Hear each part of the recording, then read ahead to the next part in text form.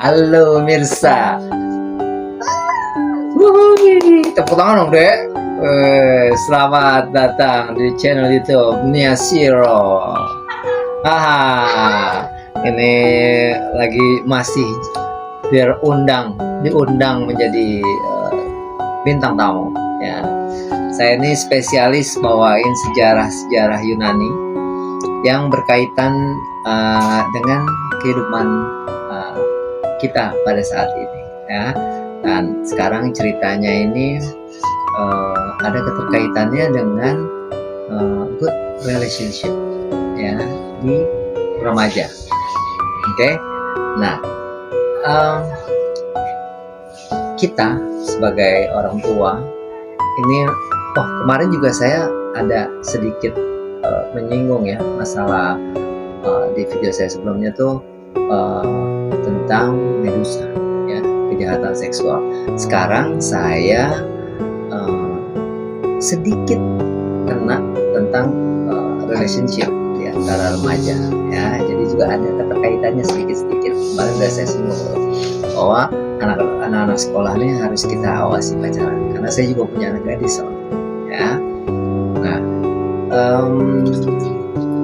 kita nih sebagai orang tua memang harus full atensi ya terhadap anak-anak gadis kita. Yang punya anak laki juga seharusnya sih bisa atensi, kasih perhatian ya, supaya pacarannya nggak kebablasan, ya. Harus mengikuti kaidah-kaidah yang berlaku, ya. Di setiap rumah tangga pasti beda-beda aturan bapaknya mamanya nih, ya. Kalau Noris nih memang agak keras dia ngatur anak gadisnya, ya. Kalau dia pergi nih harus hello, ya, harus WA, harus on time. Pokoknya kalau kata istri saya itu memang ala-ala militer, tapi enggak juga sih. Saya memang agak-agak lebih memberikan kebebasan kepada anak gadis saya, ya. Saya kasih dia free lah, nggak terlalu banyak rules, nggak kayak mamanya. Mamanya tuh aturan ini tuh. Saya bilang sama istri saya, jangan gitu dong sama anak perempuannya, nggak boleh terlalu banyak aturan, ya kan? Gitu. Jadi saya ini lebih sayang sama anak saya perempuan. Mamanya sayang tapi terlalu banyak rules. Saya sering marahin tuh mamanya, yang gitu, bebasin aja pacaran. Kok nggak boleh gitu dong, nanti kalau anak kita kebablasan dan hamdun gimana? Hamdun tuh hamil duluan, boleh, ya. Jadi memang harus dewasa. Nah, nih saya ada korelasinya tuh, mamanya ketawa. Jangan terlalu ketat sama anak, ya. Kayak tadi ribut sama anak gara-gara jemput ini harus. Jangan kasih pelonggaran sama anak, free aja, free. Mamanya mau ngoceng. Nah, ya. Jadi gini, ini ada cerita nih, ya. Jadi cerita Yunani zaman dulu, yaitu percintaan antara dewa Hades dan Persephone, ya. Awal cerita, ya. Jadi Hades ini adalah dewa bumi bawah, ya, atau yang disebut dewa kematian, dewa kegelapan, ya. Lingkupnya nih lebih ke arah, kalau bisa dibilang kayak nerakanya gitu deh, ya. Nah, dahulu kala di pegunungan Etna itu banyak raksasa yang dihukum oleh para dewa. Jadi dikurung nih si raksasa-raksasa ini di bawah gunung. Nah, si raksasa itu sering berontak, sering melakukan demo bahwa mereka nggak suka di bawah tanah. Jadi mereka ngamuk gitu. Nah, banyak retak-retak di tanah itu, jadi mengkhawatirkan dewa Hades. Waduh, rusak nih katanya tanah-tanah kalau begini caranya nih.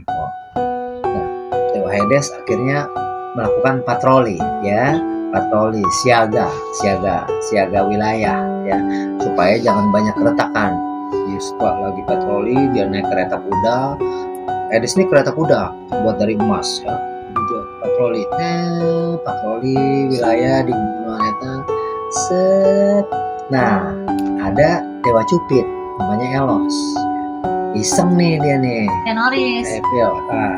Si dewa Cupid ini iseng. Yang Noris, dewa pemanah tuh yang ada sayapnya kecil tuh, nah itu dewa cinta tuh namanya ya. Dewa cinta. Dipanah lah nih si Hades, kena, cing. Jadi kasmaran dia. Wah, ya. Tiba-tiba dia ngeliat Persephone. Persephone ini anaknya dari bunda Dewi pertanian, yaitu Demeter. Nggak tahu ya, bacanya Demeter, Demeter. Kalau Demeter lebih ke arah kayak orang Medan ya bacanya, tapi mungkin Demeter ya. Jadi ini Demeter ini saudara-saudara dari Poseidon, Hades, Zeus ya, anak dari Kronos kalau nggak salah, dewa Titan pertama ya, Titan pertama. Jadi Demeter nih ibunya si Persephone.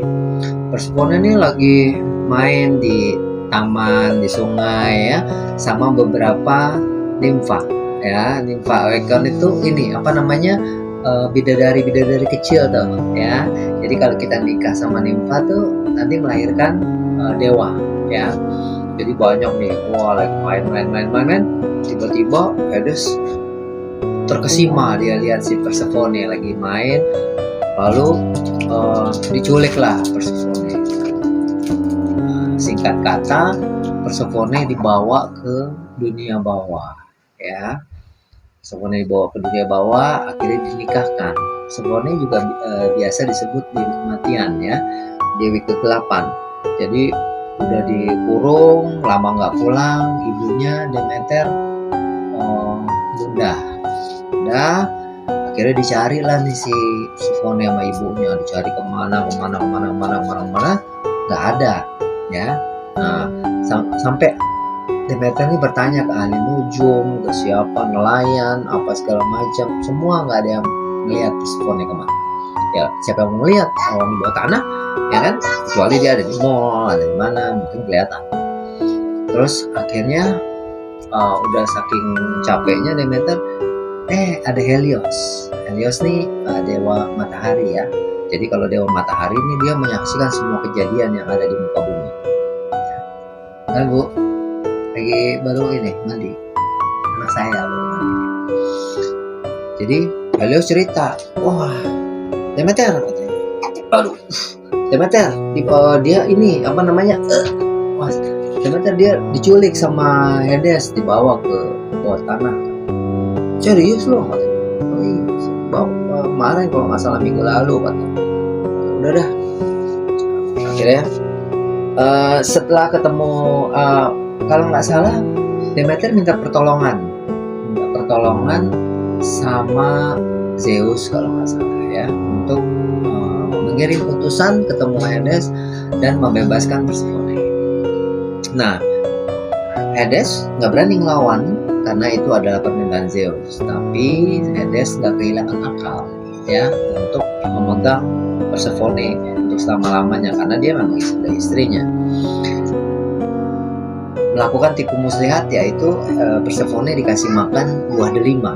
Jadi siapapun yang makan atau minum buah delima itu dari bawah tanah, dia akan selalu kembali ke sana ya.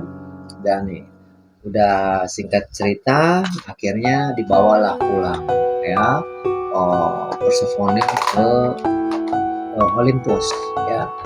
Girang dong si bundanya nih, si Demeter, girang semua, pokoknya bersukacita ya. Tumbuh-tumbuhan tumbuh hijau, terus wah pokoknya cerah deh, matahari apa segala macam tuh cerah. Tapi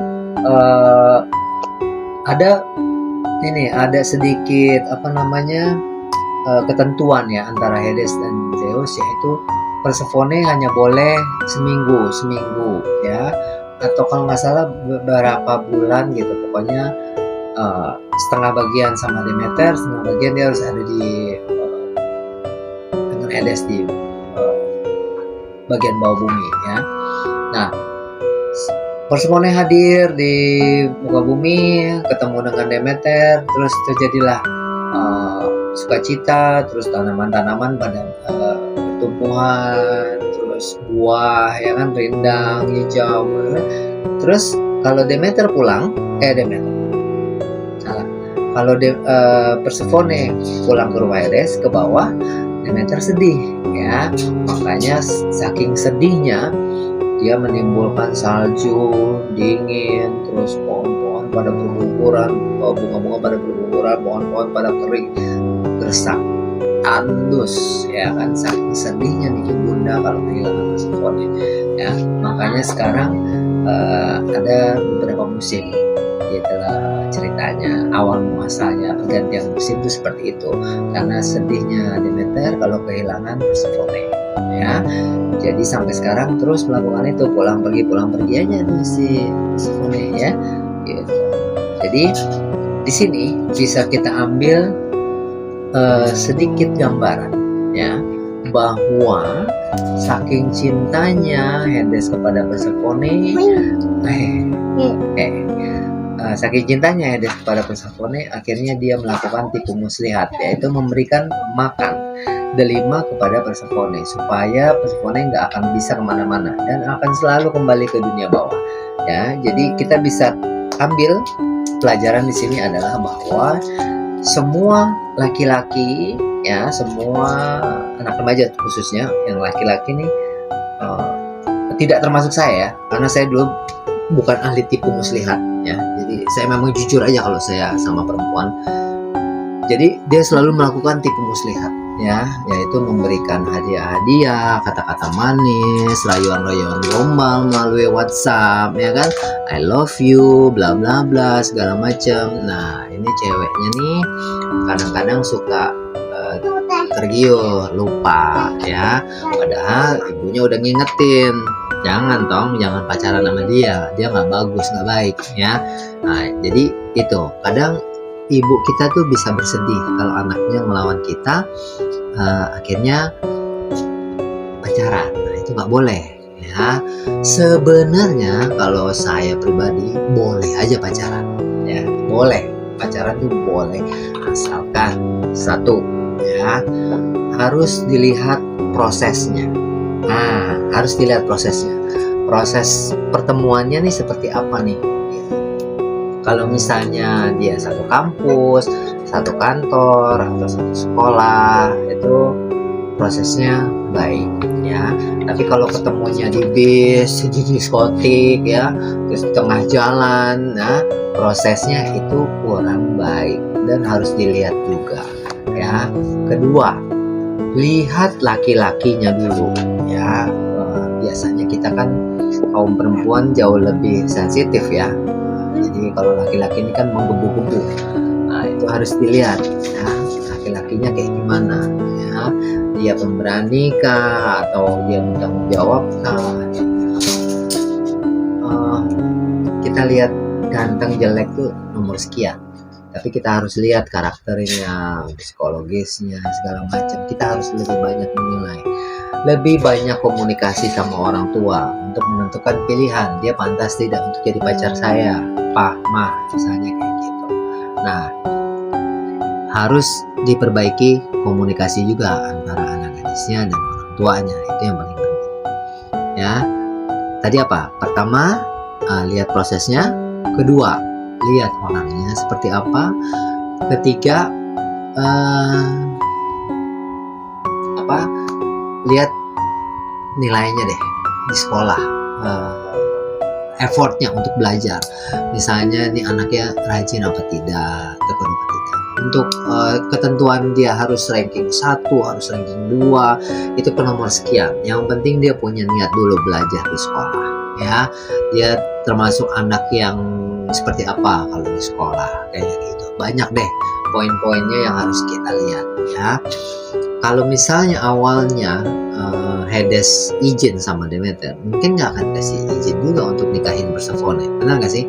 Karena si Hades ini kan dewa kematian, ya kan? Nah, jadi seperti itulah. Belum tentu juga dewa Demeter akan setuju Iya kan? Jadi belum tentu juga kalau dia pintar kita akan setuju, dia kaya kita akan setuju, dia apa segala macam kita akan setuju, belum tentu juga. Jadi komunikasi antara orang tua harus tetap lancar, ya. Nah, seperti itulah ceritanya. Singkat cerita seperti itu. Jadi untuk para remaja hati-hati ya. Kalau udah pacaran takutnya kebablasan, nanti kalian sudah tidak fokus lagi sekolah. Apalagi kalau udah sampai ambil. Ya, jangan sampai ambil. Kalian masih banyak cita-cita yang harus diraih, masih bisa kuliah, masih bisa kerja, terus masih bisa banyak teman, bergaul. Kalau udah pacaran, banyak larangan-larangan. Nggak boleh begini, nggak boleh begitu, nggak boleh begini, nggak boleh begitu. Jangan begini, jangan deh, jangan pacaran dulu.